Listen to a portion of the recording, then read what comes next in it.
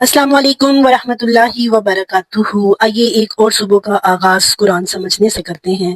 صبح کے 7 بجے مدینہ سے یمن کے درمیان ایک علاقہ جس کو نجران کہا جاتا تھا، بہت بڑا یہ علاقہ تھا اور بڑی انٹرسٹنگ سٹوری ہے اس کی۔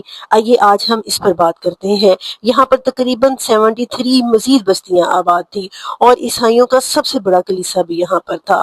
بہت بڑی تعداد میں عیسائی یہاں پر رہتے تھے اور 3 سردار ان کی قیادت کرتے تھے۔ مطلب ایک سردار نہیں ہوتا تھا، 3 سردار ہوتے تھے، جن میں جو پہلا سردار تھا اس کو عاقب کہا جاتا تھا، یعنی وہ امیر قوم کی حیثیت رکھتا تھا، اور جو دوسرا تھا اس کو سید کہا جاتا تھا، جو ان کے پولیٹیکل اور سوشل ایشوز کو دیکھتا تھا، اور جو تھرڈ تھا وہ آپ سمجھے کہ بشپ ہوتا تھا، یعنی جتنے بھی اسپرچول معاملات ہیں، جتنے بھی ریلیجیس معاملات ان کو وہ ڈیل کرتا تھا۔ اور اس طرح یہ 73 چونکہ بستیاں تھیں تو ان میں سے 160 پیپل اسٹینڈنگ آرمی کا کام کر سکتے تھے۔ یہ وہ دور تھا جب 9 ہجری میں رسول اللہ صلی اللہ علیہ وسلم تمام غزوات جیت چکے تھے، یہودیوں کو یہاں سے نکال چکے تھے۔ اب یہ جو کرسچنز تھے نا، اتنی بڑی اسٹرینتھ تھی ان کی، لیکن یہ نبی پاک صلی اللہ علیہ وسلم سے دے ڈونٹ وانٹ وار، آپ سے یہ وار نہیں چاہتے تھے، دے وانٹ پیس، وہ پیس چاہتے تھے۔ وہ چاہتے تھے یا تو اب ان کے پاس 2 آپشنز تھیں، یا تو وہ اسلام قبول کر لیں یا آپ کو جزیہ دیں۔ اب یہ ہوا کہ 9 ہجری میں 60 پیپل کا ایک ڈیلیگیشن ان کرسچنز کا رسول اللہ صلی اللہ علیہ وسلم کی خدمت میں حاضر ہوتا ہے، اور حاضر ہوتا ہے، اور اللہ کے نبی صلی اللہ علیہ وسلم ان کو وارم ویلکم کہتے ہیں اور مسجد نبوی میں ان کو ٹھہراتے ہیں اور ان کو عبادت کرنے کی اجازت بھی دیتے ہیں، اور ان کا نبی پاک صلی اللہ علیہ وسلم کے ساتھ آرگومنٹس جاری رہتے ہیں۔ اس دوران میں سورۃ آل عمران نازل ہوتی ہے۔